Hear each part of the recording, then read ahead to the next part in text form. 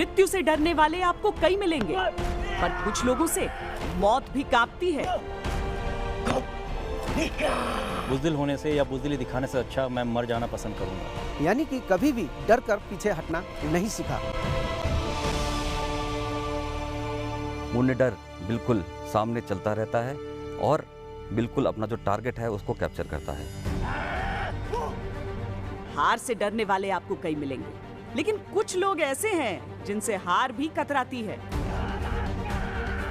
आप आखिरी गोली तक लड़ेंगे। अगर आपकी गोलियां खत्म हो गई हैं तो आप हाथ पांव से लड़ेंगे। अगर आपके हाथ पांव टूट गए हैं तो आप अपने भूत से लड़ेंगे। मरने के बाद भी लड़ाई चलती रहेगी। लड़ाई में कोई सेकंड नहीं आ सकता, या तो जीते या तो मरते हैं। तो it is either the enemy और मी। डर से डरने वाले आपको कई मिलेंगे, लेकिन आज हम आपको मिलवाएंगे उनसे जिनसे डर भी खौफ खाता है।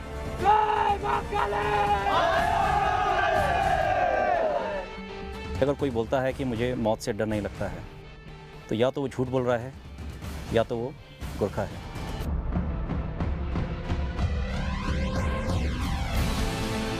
कमांड एंड कंट्रोल और फिजिकल फिटनेस और हुक्म का पालन, ये बहुत ही अच्छी तरीके से निभाता है। जितने ही विनम्र होते हैं ये उतने ही फिरोशियस होते हैं, उतने खतरनाक होते हैं। हमारा वॉर क्राई है जय माँ काली आयोग गोरखाली। जब हम इसको जोर से बोलते हैं जय माँ काली आयोग गोरखाली, हर एक व्यक्ति में इतना खून दौड़ता है। जय माँ काली! Gurkhas are the finest troops in the world. पूरी दुनिया में ऐसा कोई रेजिमेंट नहीं है जो गोरखा का जो टक्कर ले सके। मेंटली बहुत टफ है, कैसी भी सिचुएशन में उनको डाल दें वो उस सिचुएशन को ओवरकम करके हमेशा आगे बढ़ेगा।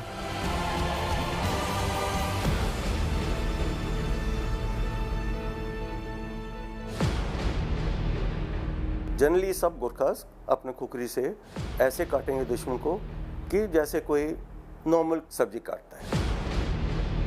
खुकरी शब्द बोलते ही उसके साथ में आपको एक गोरखा की शक्ल नजर आएगी, और जब आप गोरखा बोलते हैं तो उसके साथ में आपको खुकरी की शक्ल नजर आएगी।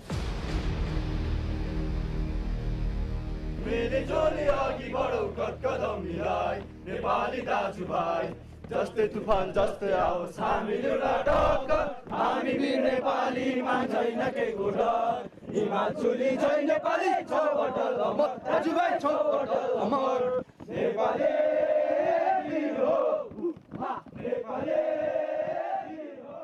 नमस्कार, जय हिंद, वंदे मातरम। भारतीय वीरों की कहानियां लेकर एक बार फिर लौट आया है वंदे मातरम।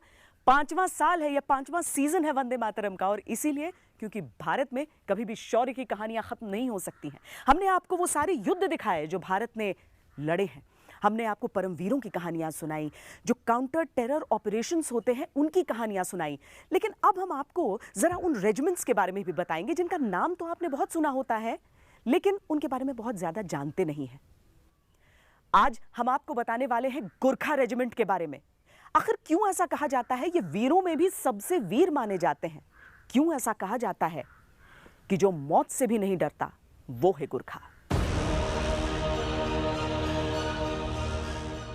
साहस के जितने भी शब्द गढ़े गए वो इनके सामने मायने खो देते हैं। निष्ठा के जितने भी रंग दुनिया में हैं वो इनके सामने फीके पड़ जाते हैं। हिम्मत का ऊंचा से ऊंचा पहाड़ इनके सामने बौना हो जाता है। ये ईमानदारी की मिसाल है, वफादारी का आदर्श है, बहादुरी की पराकाष्ठा है। वो रेजिमेंट के लिए कुछ भी करने के लिए तैयार है, अपनी जान तक दे देगा। जब वो लड़ाई में जाता है वो ये नहीं जाता कि मेरे बच्चे क्या कर रहे हैं, वो है कि मैंने ये जीतना है, चाहे मेरे को इसके लिए कुछ भी करना पड़े। यूं तो भारतीय सेना का हर रेजिमेंट, हर यूनिट, हर टुकड़ी, हर दस्ता दुनिया में सबसे निराला है, पर यह भी सच है कि हर एक रेजिमेंट की अपनी ऐसी खासियतें होती हैं जो दूसरी किसी में नहीं होती। और गोरखा रेजिमेंट की सबसे बड़ी खासियत है इनका आदर्श वाक्य, कायर हुनुभन्दा मर्नु राम्रो। मतलब गोरखा वो होता है जो मरने से नहीं डरता है। कायर होने से मरना अच्छा, यानी कि कभी भी डर कर पीछे हटना नहीं सीखा। गोरखा ने हर समय आगे बढ़ना सीखा है। वो दुश्मन को मारने से पहले अपने डर को मारते हैं। डरने से बेहतर मर जाने को मानते हैं। ये इनका संस्कार है, इनकी परंपरा है। इनकी ट्रेनिंग का पहला उद्देश्य होता है डर पर जीत हासिल करना। गुरखा ट्रूप्स के लिए कहा जाता है किसी से डरते नहीं है। आप डरते हैं किसी से? कभी डरते थे? पहले डरता था, पर अब यहाँ फौज में आने के बाद मैं इतना नहीं डरता हूँ। और जब आगे और ट्रेनिंग बढ़ती जाएगी मैं डरना छोड़ दूँगा। चाहे आप इधर के किसी भी रिक्रूट से पूछो, वो अभी फौजी नहीं है, अभी सीख रहे हैं। जैसे हमको पता है बूंद बूंद से सागर बनता है, तो अभी हम लोग अभी बूंदी है, सागर अभी बने नहीं है। जब हम सागर बन जाएंगे तब हम पक्का फौजी बन जाएंगे। तो अभी आप पूछ सकते हो किसी से भी कि वो डरते हैं कि नहीं।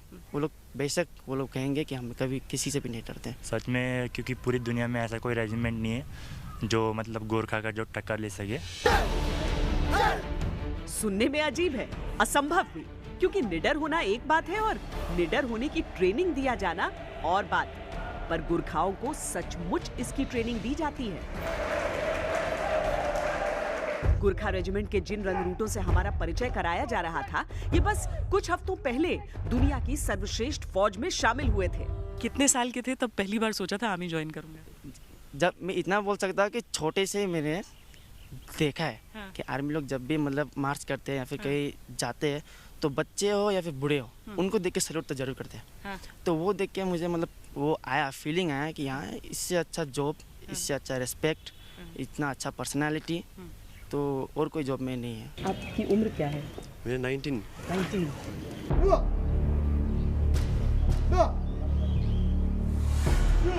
18-19 साल की उम्र में शरीर को वज्र और सोच को सर्वशक्तिशाली बनाते इन योद्धाओं का सामना उनके खौफ से कराया जाता है। हथियार हाथ में हो तो कई लोग बहादुरी दिखा सकते हैं, लेकिन इन सैनिकों को प्रशिक्षित किया जाता है अपने हाथों को हथियार बनाने के लिए। भारत के सबसे लोकप्रिय योद्धा फील्ड मार्शल सैम मानेकशॉ ने एक दफा कहा था कि अगर कोई कहता है कि उसे डर नहीं लगता, तो या तो वो झूठ बोल रहा है या फिर वो एक गुरखा है। यहाँ पर जो गुरखा जवान है वो यही गाते हुए आगे बढ़ रहे हैं कि किस तरीके से चाहे कुछ हो जाए, डर इन्हें लगता नहीं है, वीर हैं, दुश्मन को धूल चटा ही देंगे।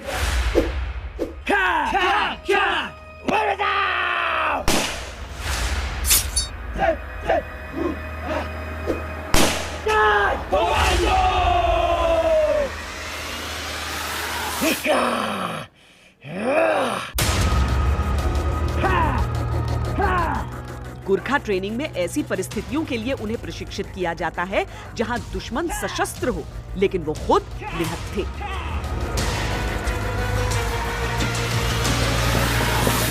बैक साइड से अगर आप अटैक करते हो, पहला कहाँ टारगेट करोगे? बैक साइड में। सबसे पहला आपका कौन सा? सबसे ऊपर बेस ऑफ द स्कल।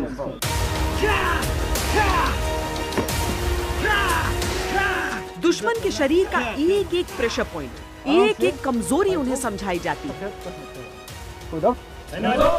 हथियार चलाने से पहले वो हाथ चलाना सीखते हैं, साथ ही अपने शरीर के नाजुक हिस्सों का बचाव भी सीखते हैं।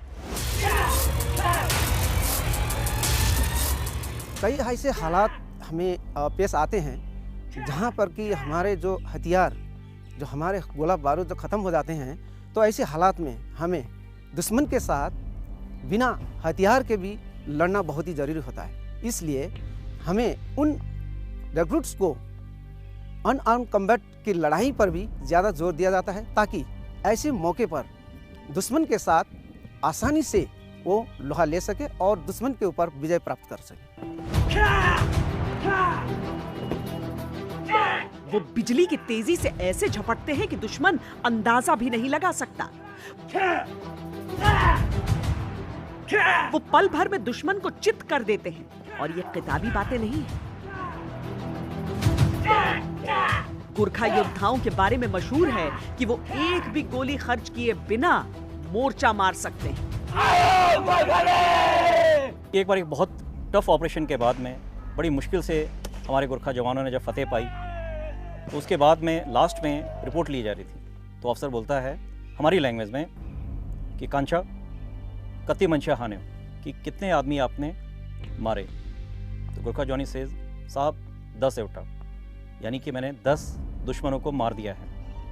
फिर ऑफिसर पूछता है अपनी कितनी कैजुअल्टी हुई, तो गोरखा जॉनी बोलता है एक भी नहीं। कहता गुड। एमुनेशन कितना खर्च हुआ, तो गोरखा जॉनी बोलता है एक भी नहीं, ज़रूरत ही नहीं पड़ी, खुगरी से काम हो गया।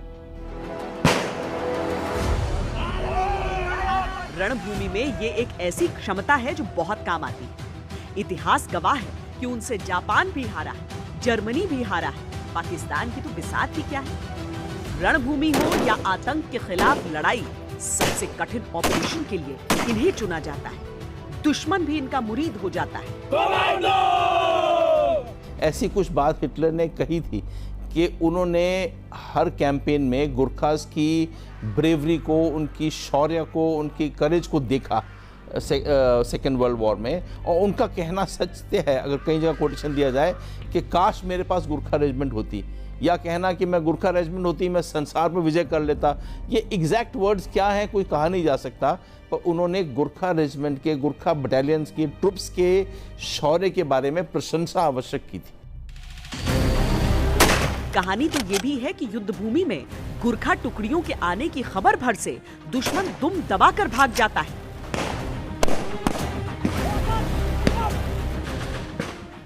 गुरखा बटालियन ने जो हमला किया उसमें पाकिस्तानी ब्रिगेड ने उनके सामने सरेंडर किया, कि जो कि एक 1971 वॉर के लड़ाई का एक बहुत ही ग्लोरियस चैप्टर था। 1971 में तो कई मर्तबा ऐसा हुआ है कि गुरखा जब हमले में आ रहे हैं और उनका जो आयो गुरखाली का नारा सुनते ही पाकिस्तानियों ने कई बारी अपने डिफेंस छोड़ के वो चले गए थे। 18वीं सदी की शुरुआत में ईस्ट इंडिया कंपनी भारतीय उपमहाद्वीप में अपने पांव पसारने में लगी हुई थी। इस कारण नेपाल से उसके टकराव की स्थिति बार बार बनती थी। नेपाल अपने गुरखा सैनिकों के साथ खुद भी विस्तार में लगा हुआ था।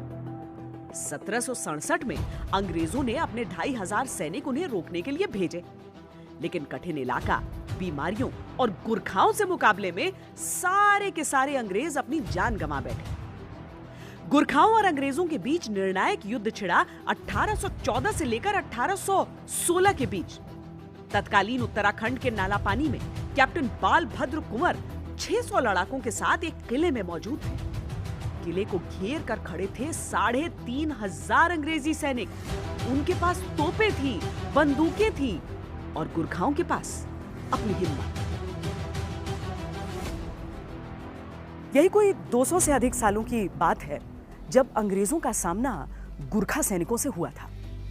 अंग्रेजों के पास आधुनिक वेपन्स और गुरखाओं के पास बहुत बुनियादी हथियार।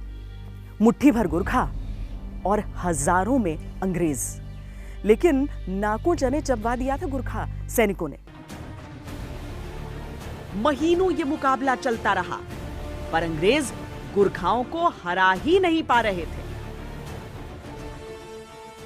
सन 1814-1815 के दौरान ब्रिटिश ईस्ट इंडिया कंपनी और गुरखा सेना के बीच में एंग्लो गुरखा वॉर लड़ी गई थी। इसी लड़ाई के दौरान जो फाइनल बैटल था वो बिलासपुर डिस्ट्रिक्ट में एक जगह है मौलान, उसके मौलान फोर्ट में लड़ा गया था। जनरल अमर सिंह थापा के साथ जब भिड़ंत हुई तो जनरल अमर सिंह थापा ने एक छोटे से फोर्ट में कुछ हैंडफुल जवानों के साथ बहुत तगड़ा लड़ाई की। आखिरकार रसद खत्म होने पर गुरखाओं को बाहर आना पड़ा, लेकिन अंग्रेजों ने उनके साथ हारे हुए योद्धाओं वाला सुलूक नहीं किया। वो गुरखाओं की वीरता को समझ चुके थे। उन्होंने सैनिकों से अंग्रेजी सेना में शामिल होने की पेशकश की और यहीं से शुरुआत हो गई एक गौरवशाली रेजिमेंट के गौरवशाली इतिहास की। धीरे धीरे ब्रिटिश इंडियन आर्मी में 10 गुरखा राइफल्स की स्थापना हुई। आजादी के बाद जब अंग्रेज वापस इंग्लैंड लौट रहे थे तो गुरखा रेजिमेंट का भी बंटवारा किया। पहली, तीसरी, चौथी, 5वीं, 8वीं और 9वीं गुरखा राइफल्स हिंदुस्तान में रहे। दूसरी, छठी, 7वीं और 10वीं गुरखा राइफल्स को अंग्रेजों ने साथ ले जाने का फैसला किया, पर बहुत बड़ी संख्या में गुरखा जवानों ने इंग्लैंड जाने से इनकार कर दिया। वो भारतीय फौज में रहना चाहते थे। नतीजतन भारत को 11वीं गोरखा राइफल्स की स्थापना करनी पड़ी। इस बंटवारे के लिए भारत, इंग्लैंड और नेपाल के बीच बाकायदा एक त्रिपक्षीय समझौता किया गया ताकि गोरखा हितों को सुनिश्चित किया जा सके। इसमें इसका खास ख्याल रखा गया कि सांस्कृतिक और धार्मिक भावनाओं को हमेशा सर्वोपरि रखा जाएगा। यही वजह है कि गोरखाओं के युद्ध घोष में आज भी महाकाली की वंदना शामिल है।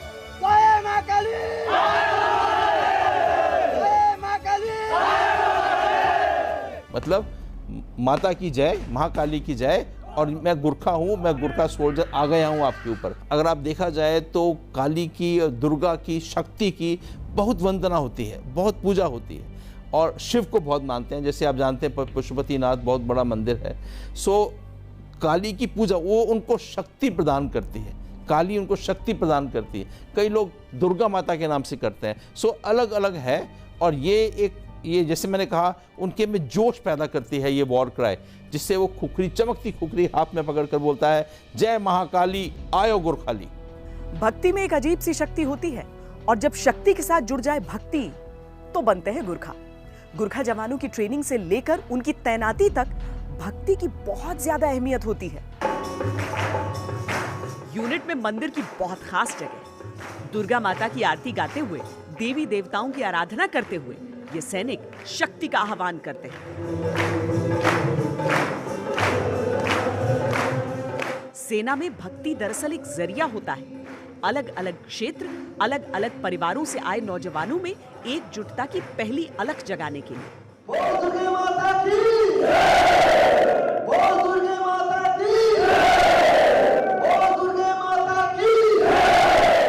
फौज वाले इतने रिलीजियस हो, धार्मिक हो जाते हैं वक्त होते, तो अपने अपने भगवान की, अपनी अपनी देवी की हम सब पूजा करते हैं, और सर्वधर्म स्थल, और ये हमारा सिस्टम है कि कोई रिलीजन, हम हर रिलीजन को मानते हैं।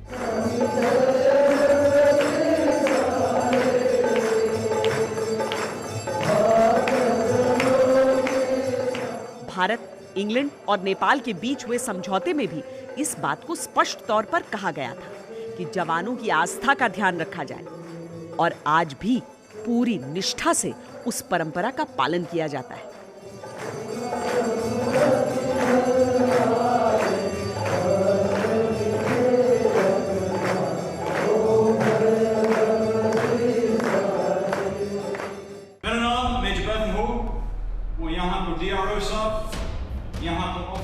गुरखा ट्रूप्स का सीनियर अधिकारी भले ही किसी भी इलाके से आता हो, उसे अपनी फौज की भाषा बोलनी आनी चाहिए।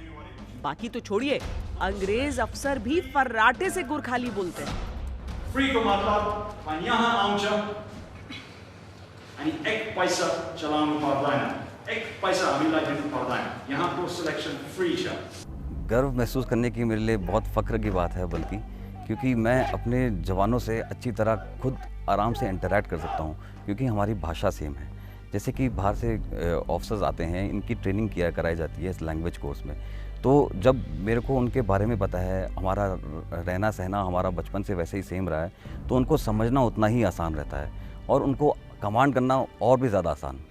बोल दुर्गा माता की जय, जय, जय। अपने जीवन में कई बार हम परंपराओं का मतलब और उनकी अहमियत भूल जाते हैं, लेकिन एकता का जो सबक इसमें है वो अनुकरण करने वाला है। भारत माता की जय, जय, जय, जय मां काली। इसी युद्ध घोष के साथ कभी कैप्टन मनोज पांडे ने दुश्मनों के पांव उखाड़े थे। इसी युद्ध घोष के साथ कभी कैप्टन सलारिया ने शहादत दी थी।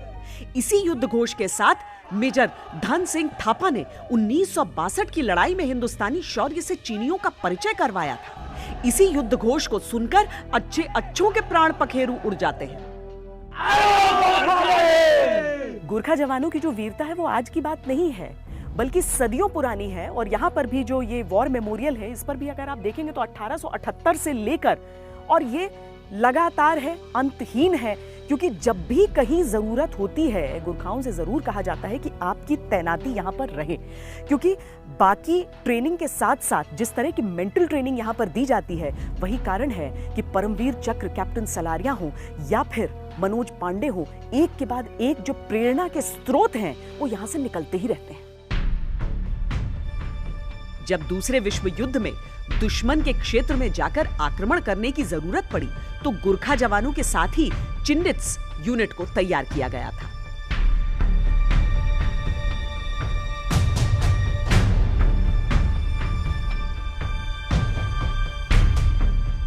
भारत में दुश्मन के इलाके में घुसकर लड़ने वाली पहली फौज गुरखा थी।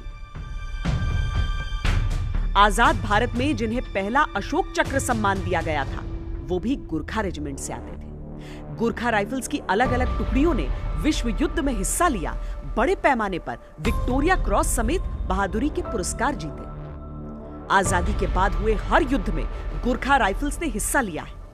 1971 के युद्ध के दौरान सिलहट की लड़ाई में गुरखा वो पहले भारतीय योद्धा बने जिन्होंने एक हेलीबॉर्न अटैक को अंजाम दिया, यानी हेलीकॉप्टर की सवारी करते हुए युद्ध किया। भारत से सरहदों की नजदीकी और संस्कारों का साझा इतिहास गुरखा रेजिमेंट में स्पष्ट झलकता है। एक समय पर नेपाल के जवान थे, अब भारत के पहाड़ी इलाकों के गुरखा जवान भी आते हैं। इसमें उत्तराखंड से लेकर पूर्वोत्तर तक के नौजवान शामिल हैं। गोरखा सोल्जर जो है एक पहाड़ी रहने वाले पहाड़ के हाईलैंडर्स हैं, पहाड़ में रहते हैं और उनकी लाइफ काफ़ी स्टडी होती है, काफ़ी कठिन होती है और उसी कारण उनका बनावट जो है वो काफ़ी सुदृढ़ होता है, कठोर होता है। और जैसे कि आप जानते हैं सर्वाइवल ऑफ द फिटेस्ट, तो गोरखा सोल्जर हर किसी कंडीशन में अपने आप को ढाल देता है और हर किसी कंडीशन में अपने आप पर काबू रखते हुए दुश्मन पर विजय पा लेता है।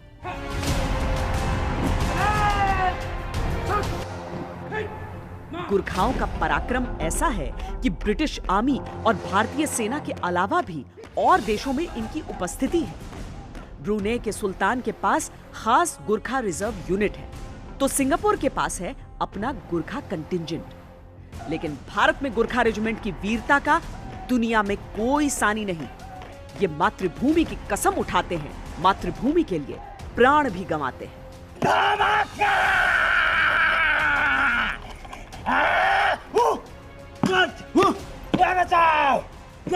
गोरखा में एक सबसे इम्पोर्टेंट चीज़ है कि वो सबसे बड़े साहसी होते हैं। उनको आप कोई भी मिशन दीजिए, कोई भी टास्क दीजिए और 100% वो इस टास्क को पूरा करेगा। दूसरा, प्रेजेंस ऑफ माइंड, किस जगह में क्या चीज़ अप्लाई करनी है, वो बैटलफील्ड का कौन सा प्लेस है, कौन सा सिनेरियो है, वो उसको बहुत बेहतरीन तरीके से निभाते हैं और बहुत बेहतरीन तरीके से पूरा करते हैं। और तीसरा, एक गोरखा सोल्जर की ऑनेस्टी, वो जो बोलेगा सत्य बोलेगा, जो करेगा सत्य करेगा। वंदे मातरम में आप देख रहे हैं गुरखाओं की गौरव गाथा। गुरखा जवान जो देखने में बिल्कुल सरल लगते हैं, लेकिन जब दुश्मन से होता है सामना तो वो हो जाते हैं बिल्कुल खूंखार। ऐसे ही तो हैं गुरखा। दो चेहरे उनके, एक अनुशासन का चेहरा, दूसरा चेहरा विरोधियों के लिए खौफ का।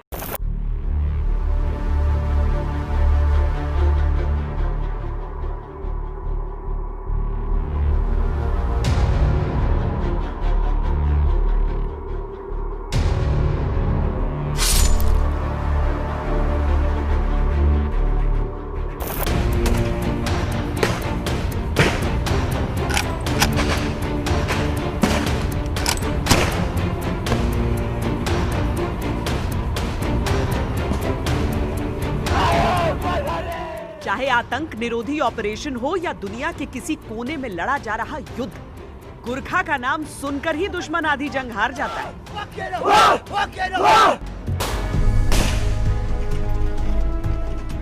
कि अगर कोई बोलता है कि मुझे मौत से डर नहीं लगता है, तो या तो वो झूठ बोल रहा है या तो वो गुरखा है।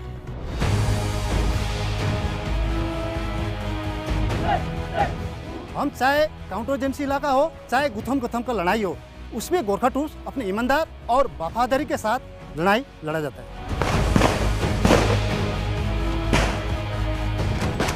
दुश्मन को पता लगे कि गोरखा यूनिट है तो उनके दिल में एक डर सा आ जाता है कि हाँ गोरखा है। गुरखा ट्रूप्स की कई अनूठी चीजें हमने आपको दिखाई हैं। अब देखिए उनका वो शस्त्र जो उनके सम्मान का प्रतीक है। दुनिया में एक से बढ़कर एक आधुनिक हथियारों का आविष्कार हो गया, नई तकनीक, नए उपकरण आ गए, लेकिन दुनिया के सारे हथियार एक तरफ, गुरखाओं की खुखरी एक तरफ।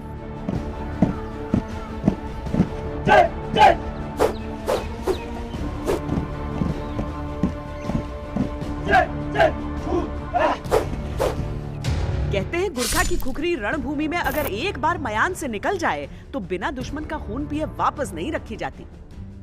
हमारी गोरखा सोल्जर को मानना है कि लड़ाई के मैदान में जब खुखरी एक बार निकलने के बाद दुश्मन की खून से रंगने के बाद ही वापस रखा जाता है। जनरली सब गोरखास अपने खुखरी से ऐसे काटेंगे दुश्मन को कि जैसे कोई नॉर्मल कोई भी चीज़ सब्जी काटता है।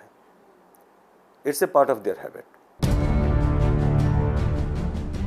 गोरखा अपनी खुखरी को अपने सम्मान से जोड़कर देखते हैं, उसे अपनी इज्जत जितना बेदाग और चमकदार बनाकर रखते हैं, अपनी वफादारी और अपनी हिम्मत जितना धारदार बनाकर रखते हैं।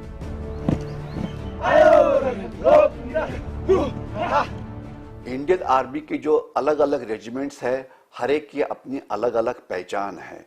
जैसे मराठा रेजिमेंट है तो छत्रपति शिवाजी महाराज की जय बोला जाता है, सिख रेजिमेंट है तो उनका वॉर क्राई है। तो इसी प्रकार की गुरखा रेजिमेंट जो पहचानी जाती है वो कुकरी से। अब जो गोरखास की खुखरी है उसका सीधा संबंध उनके धार्मिक विचारों पर है। गोरखास समझते हैं कि खुखरी शिव जी के त्रिशूल का एक भाग है और नेपाल में सबसे बड़ा देवता शिव जी को माना जाता है। गुरखाओं का इतिहास है खुखरी, गुरखाओं का सम्मान है खुखरी, गुरखाओं की पहचान है खुखरी। अगर उनके पास खुखरी ना हो तो वो खुद को पूरा नहीं समझते, और अगर उनके हाथों में खुखरी हो तो फिर दुश्मन पूरा यानी कि साबुत नहीं बच सकता है।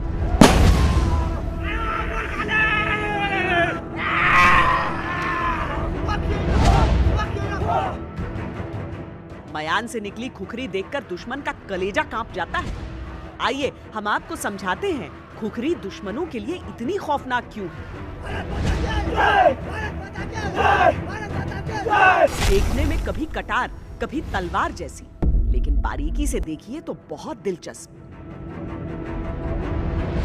खुखरी की लंबाई अलग अलग हो सकती है, लेकिन इसका ढांचा कमोवेश एक जैसा ही होता है।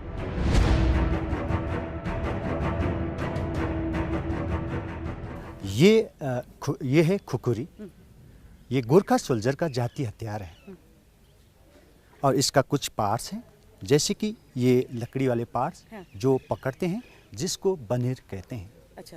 जो खुखरी रखा जाता है जिसको दाब कहते हैं। अच्छा, ये क्यों है? एक बार निकालिए ये पार्ट।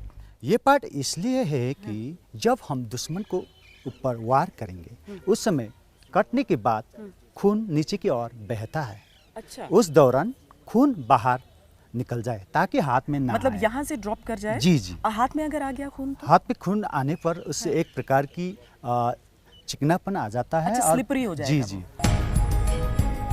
खुखरी के साथ ही दो छोटे छोटे चाकू आपको और नजर आएंगे। इनका नाम है चकमक। ये मुख्य तौर पर खुखरी को धार देने के लिए इस्तेमाल किए जाते हैं। तो ये दो क्यों हैं? इसके अलावा लड़ाई के मैदान में हम दोनों चकमक को आपस में रगड़कर आग को पैदा कर सकते हैं। अच्छा, मतलब आग पैदा हो जाता है दोनों को घिसने से? इस प्रकार से घिसने से आग पैदा होता है। हर गोरखा सैनिक को दो तरह की खुखरी दी जाती है। एक हथियार के तौर पर प्रयोग वाली, दूसरी सेरेमोनियल यानी समारोह में इस्तेमाल वाली। लेकिन ये एक मल्टीपर्पज हथियार है जो हर मुश्किल में काम आती है। जंगल में बहुत झाड़ी होता है, झाड़ झंझार होता है, उसको काटने के लिए खुखरी का इस्तेमाल होता है। फिर जंगल में कई बार जिंदा रहने के लिए हमको जंगल से खाना निकालना पड़ता है, उसके लिए जड़ वगैरह ढूंढनी पड़ती है जो कि खाना खाने के लायक हो। अगर आप रात को कहीं पे रुकना चाहते हैं, अगर आपको शेल्टर बनाना है तो उसका हम कुकरी का इस्तेमाल करते हुए जो पेड़ की टहनियाँ हैं वो काट के हमारा नाइट शेल्टर बना सकते हैं।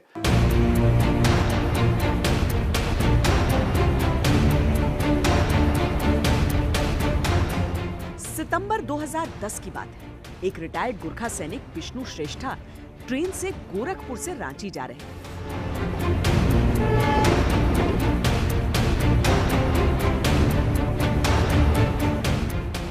करीब 40 डकैतों ने उस ट्रेन पर धावा बोल दिया। विष्णु उस समय गहरी नींद में थे। एक डकैत ने उन्हें लूटने के इरादे से जगाया। आंख खुलते ही विष्णु ने देखा कि नीचे की बर्थ पर एक 18 साल की लड़की से डकैत बदतमीजी कर रहे हैं।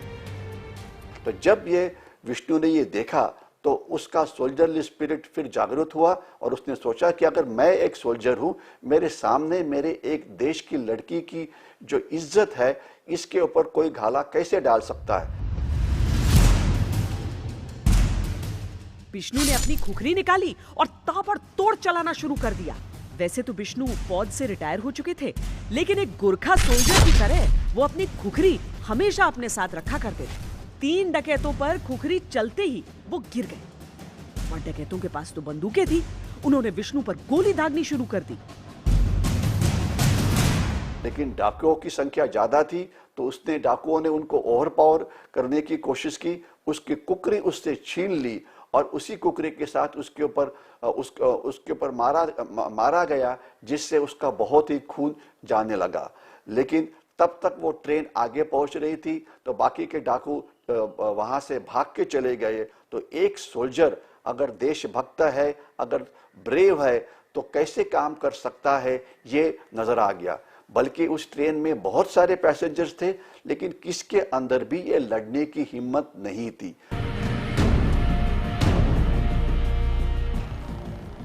एक अकेले फौजी की हिम्मत ने डकैतों के सशस्त्र गिरोह को भागने पर मजबूर कर दिया।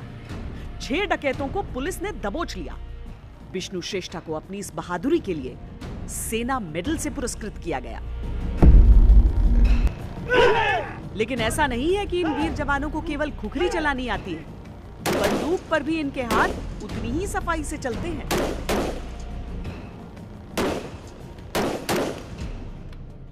जब असली परिस्थितियों में मुकाबला होता है दुश्मन से, तब आप किसी फायरिंग रेंज पर बैठकर गोलियां नहीं चला रहे होते हैं। वहां पर जंगल भी होता है, जैसा यहाँ पर है, चट्टानें होती हैं, नाले होते हैं, नदियां होती हैं, और आपको पता नहीं होता कि कहाँ किस चीज की आड़ लेकर आप पर निशाना साधा जा रहा हो। दरअसल जो गोरखा योद्धा हैं वो युद्ध की स्थिति के लिए भी बहुत अच्छी तरीके से ट्रेन किए जाते हैं और counter insurgency, counter terror operations के लिए भी उन्हें परफेक्ट ट्रेनिंग दी जाती है। और उसी क्रम में अहम है ये फायर।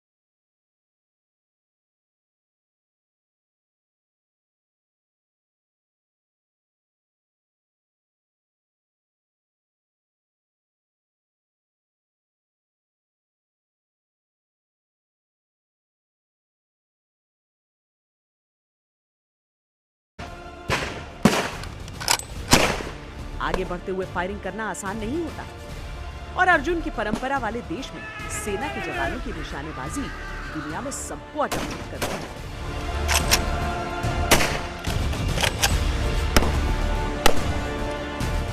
– 2017 में अमेरिकी फौज के साथ सियाटल में हुए संयुक्त युद्धाभ्यास में गोरखा राइफल्स की ही एक टुकड़ी शामिल हुई। वहां जब निशानेबाजी का अभ्यास चला तो अमेरिकी अफसर भारतीय सैनिकों के निशाने से हैरान रह गए।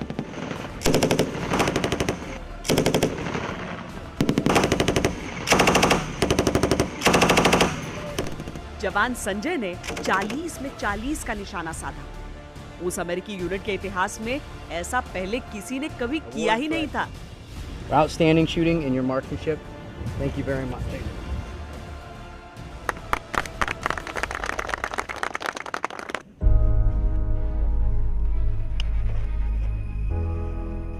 हथियार हाथ में हो तो सटीक, निहत्थे हो तो भी दुश्मन का काल। ऐसे होते हैं भारतीय फौज के गोरखा सैनिक।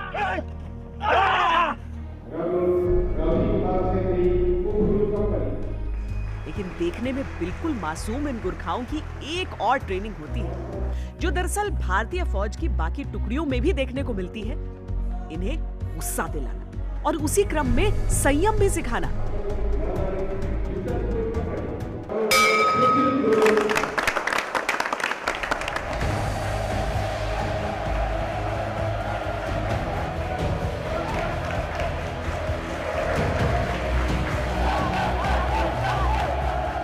ये मुक्केबाजी का मुकाबला प्रशिक्षित बॉक्सर्स के बीच नहीं लड़ा जा रहा। हाँ, आपको देखकर ये एहसास हो रहा होगा कि ये ट्रेंड है, लेकिन नए रंगरूटों को बॉक्सिंग रिंग में ग्लव्स पहनकर उतारा जाता है ताकि मुंह पर पड़ा मुक्का इनके आत्मसम्मान को झकझोर दे।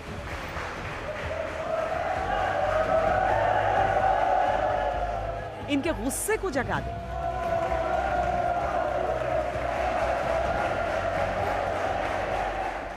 किसी भी डर को ख़त्म करने के लिए एक पहल का होना बहुत ज़रूरी है। तो एक रिक्रूट की ज़िंदगी में इस प्रकार के मौके देने बहुत ज़रूरी होते हैं। तो हम यहाँ पे इस प्रकार की नोविसेस बॉक्सिंग कराते हैं। इस नोविसेस बॉक्सिंग का मेन मकसद ये है कि मेंटली वो स्ट्रांग हो, फिज़िकली उसको अपनी काबिलियत के बारे में पता चले, साथ ही जो डर जो आप बोल रहे हैं वो डर ख़त्म हो, क्योंकि हाथ किसी के ऊपर उठाना उसके लिए बहुत दिल चाहिए। कई लोगों को इस प्रकार का मौका अपनी ज़िंदगी में नहीं मिलता है। तो यहाँ पे उस डर को ख़त्म किया जाता है, उस प्रकार की एक ऑफेंसिव स्पिरिट को इसके अंदर पैदा किया जाता है।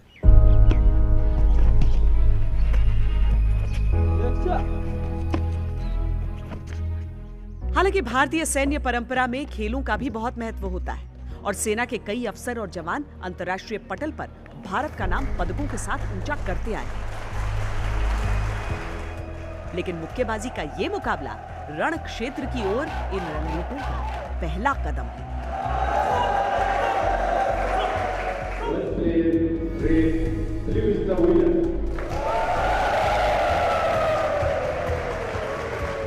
भारतीय सेना में ऐसे ही सरल लेकिन बेहद प्रभावशाली ट्रेनिंग तकनीक का शानदार इस्तेमाल होता है। 54 साल पुराना ये आम का पेड़ जिसपे अभी भी फल लग रहे हैं, इसे 1964 में सैम बहादुर ने यहाँ पर बोया था। बहुत महत्वपूर्ण है यहाँ पर सभी के लिए। सैम बहादुर यानी फील्ड मार्शल सैम मानेकशॉ। दरअसल बहुत दिलचस्प कहानी है कि किस तरीके से गुरखा रेजिमेंट में शामिल होने के बाद उनका नाम सैम बहादुर पड़ा था।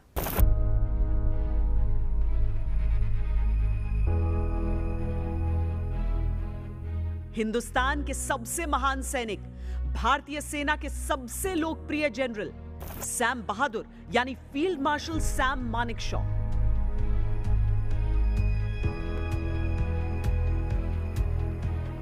Sam Manekshaw British Indian army में कैप्टन हुआ करते थे और दूसरे विश्व युद्ध में अपनी बहादुरी खूब दिखाई थी।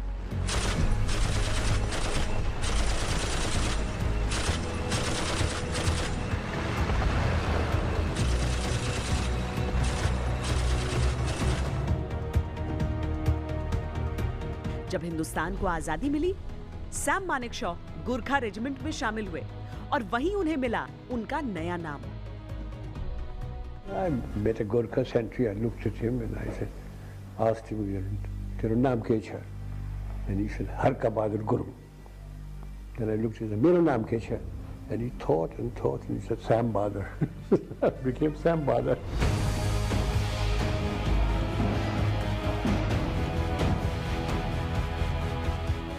यूं तो फील्ड मार्शल सैम मानेकशॉ समूचे हिंदुस्तान के नायक हैं, लेकिन गुरखा सोल्जर्स उनकी कही हर एक बात को प्रेरणा के तौर पर याद रखते हैं। जिस तरह से नाम कमाया वो एक मिसाल बन के रह गया। ये बहुत कम लोगों का सौभाग्य होता है कि जिनको सैनिक पूरा आदर दे।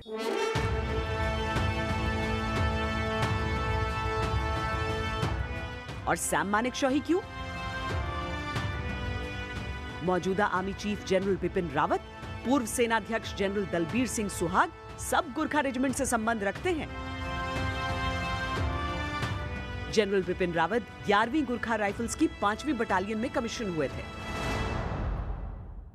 जब मैंने सेना अध्यक्ष का भार संभाला था तो उस वक्त मैंने कहा था मेरा सर्वश्रेष्ठ जो टास्क रहेगा वो ये रहेगा कि सेना का जो नाम है, सेना का जो मनोबल है वो एकदम उच्च स्तर पर रहे और मेरे ख्याल में हम इसे काबिल करने में हासिल हुए हैं।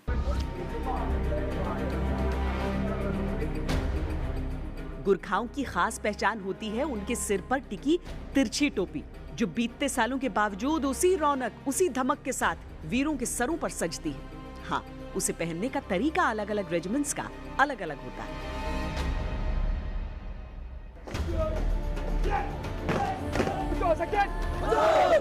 लेकिन बारीक फर्क के साथ भी हर गोरखा जवान और अफसर उस सर्वोच्च परंपरा का सर्वश्रेष्ठ प्रतीक है जहां देश ही होता है सबसे पहले।